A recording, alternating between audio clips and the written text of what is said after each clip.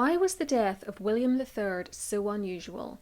What did a little gentleman in black velvet have to do with it? And what was the weird thing found during his autopsy that I still can't satisfactorily explain for you today? In this Stuart History documentary from History Calling, we look at the seemingly insignificant thing that brought down a king and at why his doctors were left scratching their heads when they opened him up.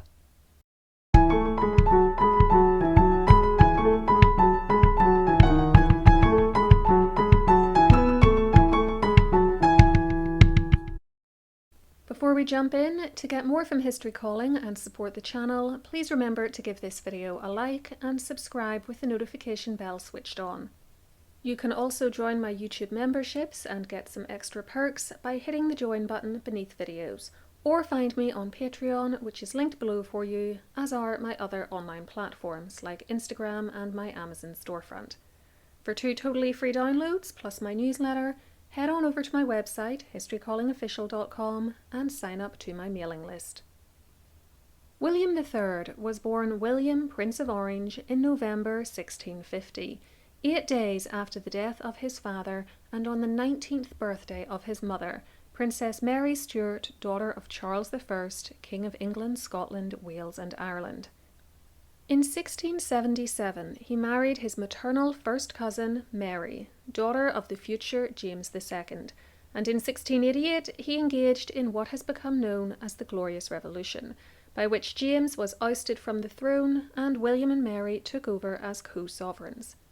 He then beat his uncle at the Battle of the Boyne in 1690, which took place on this very spot in Ireland. And on the subject of Ireland, if you have Irish ancestry, you might want to check out my book, Find Your Irish Ancestors, online, which I'll leave linked below for you. To learn more about what happened to James and his second wife and youngest children, see my video on the story of the Jacobites, which was the name given to the supporters of the deposed Stuart royals. William and Mary had no offspring, and she died of smallpox in December 1694, leaving William to rule alone, which he did until 1702. At that point, even though his health was starting to fail, he'd actually suffered from asthma for years, he might still have gone on for some time more, if not for an unfortunate accident which ultimately brought about his death in a rather odd set of circumstances. The date was the 20th or 21st of February, different sources give different information, and William was out riding in the park around Hampton Court Palace. The horse he was on was called Sorrel, and according to some stories, it was his favourite horse and had been confiscated from the Jacobite Sir John Fenwick back in the late 1690s. The king would describe to one of his doctors what happened next, saying, "I was urging the horse into a gallop when she fell on her knees. I tried to pull her up by the reins, but she fell first forward and then sideways, and I fell onto my right shoulder on the ground. It was odd because it was level ground." Sorrel had in fact tripped over a molehill, setting off a chain of events that would lead to William's death a little over a fortnight later, and giving him a rather odd route to the grave, for not many kings have been taken out by the operations of a little mole, just going about its business, or indeed by anything else quite so strange. Henry I may have died from food poisoning after eating too many lampreys. I've got a video which explores that idea and which I'll leave linked for you. And of course, there's a whole host of gruesome deaths in the royal family lineage that you can learn about in my Death, Murder and Corpses playlist, but I can't think of anything else quite like this. Anyway, at first it actually seemed like everything would be fine. The king had broken his collarbone, but his doctor reset it at the palace right away.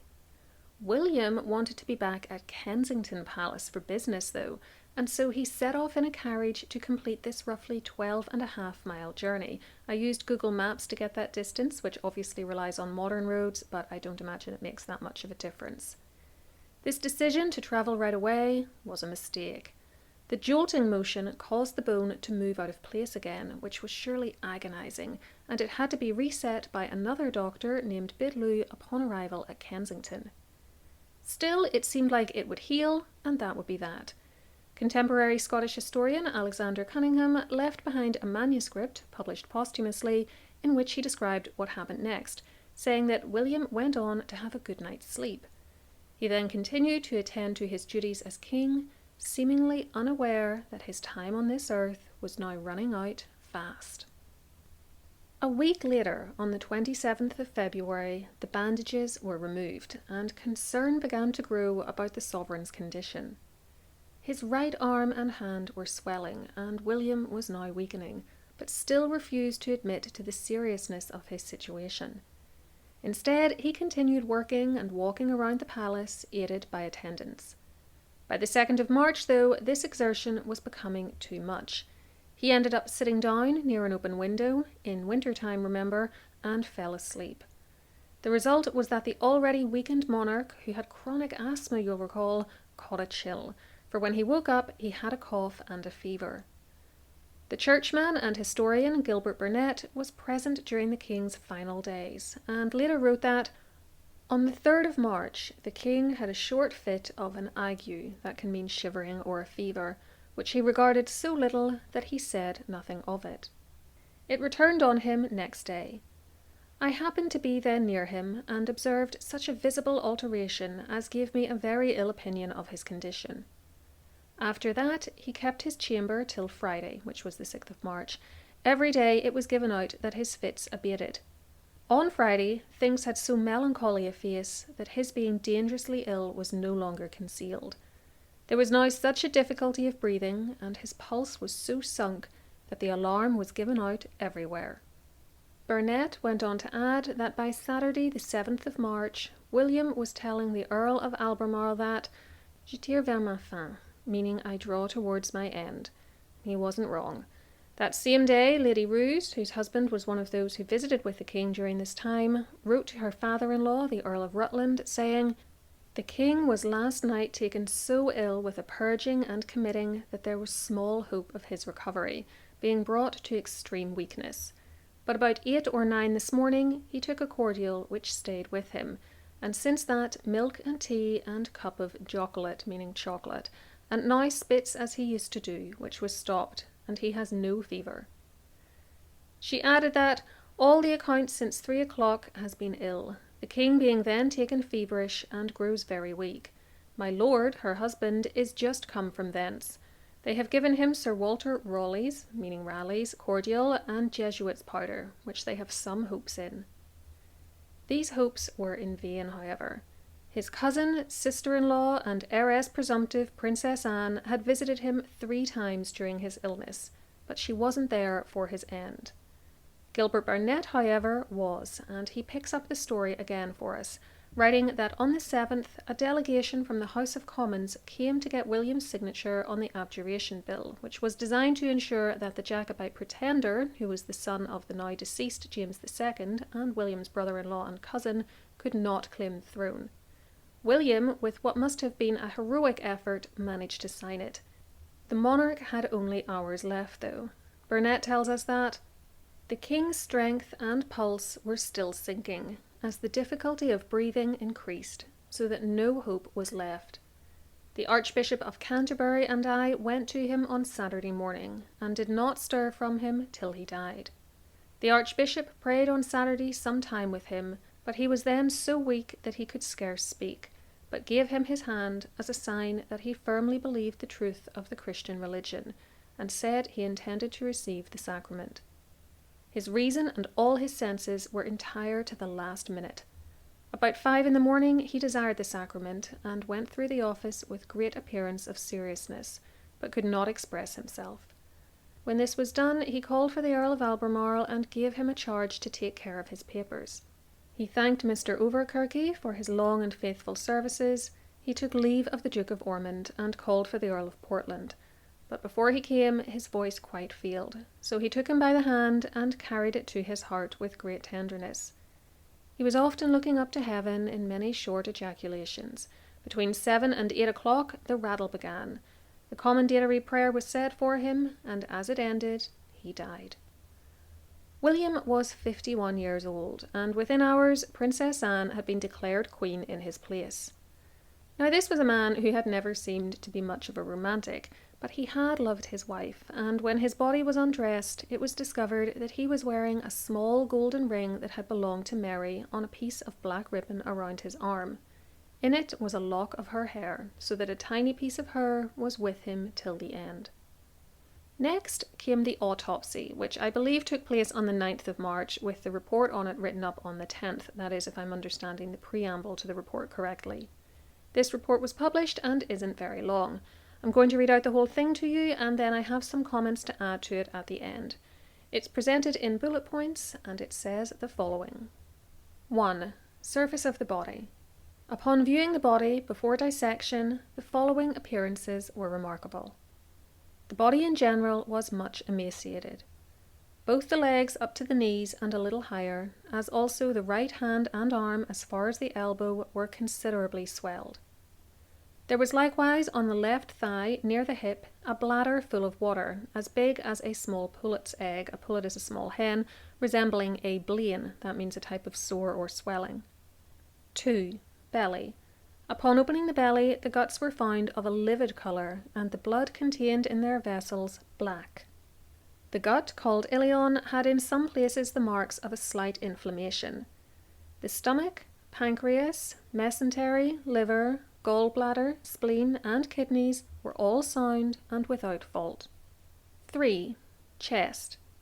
In the thorax, or chest, we observed that the right side of the lungs adhered to the pleura, and the left much more, from which, upon separation, there issued forth a quantity of purulent or frothy serum. The upper lobe on the left side of the lungs, and the part of the pleura next to it, were inflamed to a degree of mortification, and this we look upon as the immediate cause of the king's death. From the ventricles of the heart and greater blood vessels arising out of them were taken several large, tough, flesh-like substances of the kind called polypus. The heart itself was of the smaller size, but firm and strong. 4. Collarbone.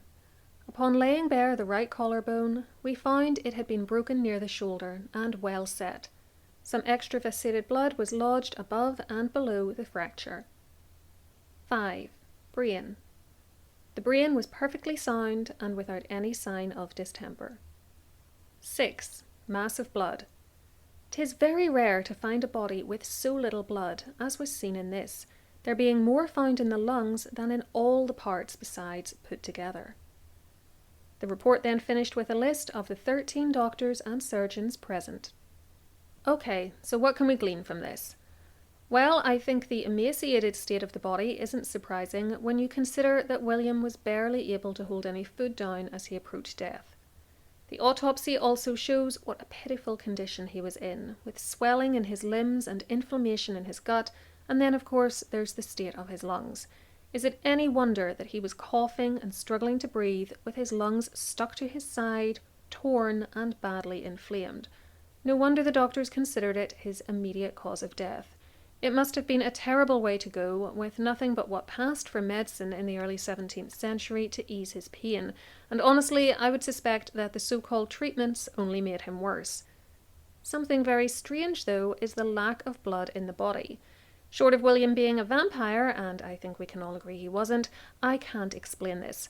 Obviously, some of his blood was in his lungs, as the doctor stated, but it clearly wasn't anywhere near enough for the size of his body, and though he might have been bled during his illness and become dehydrated, it seems hard to believe that that could account for such a large absence of fluids. Otherwise, we would expect doctors of that era to have been aware of such a phenomenon and to have not been surprised by it. As always in such situations, I'm going to throw the floor open to any medical doctors we have listening and ask that if they have any idea what was going on here, they please share it with the rest of us in the comments section below. For his enemies, William's death was cause for celebration, and they particularly delighted in the fact that he had seemingly been brought down by a little mole, which they took to toasting and referring to as the little gentleman in black velvet, or words to that effect, because I've seen a few variations on that phrase.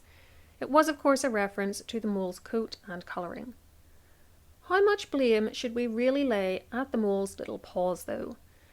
Well, I think that the fall from his horse certainly set off a chain of events that caused William's death, but the bone was well set, as the doctors who performed the autopsy stated, and in my opinion, the real nail in his coffin was actually falling asleep by the window in Kensington Palace and catching a chill.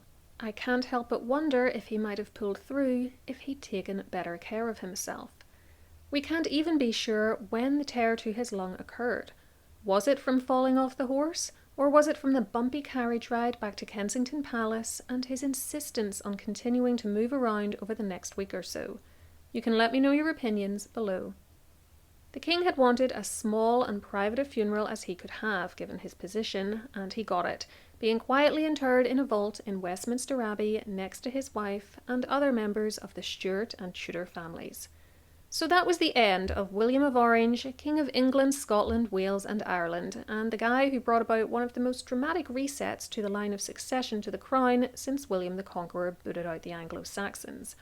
Let me know in the comments why you think the doctors found so little blood during his autopsy, and if you're in the mood for some more icky royal deaths, you'll definitely want to check out what killed Queen Caroline, because it was a nasty way to go. Failing that, try my playlists on the Stuarts or on medicine and illnesses, and I'm sure you'll find something of interest. Whatever you choose, please enjoy, and until next time, keep learning.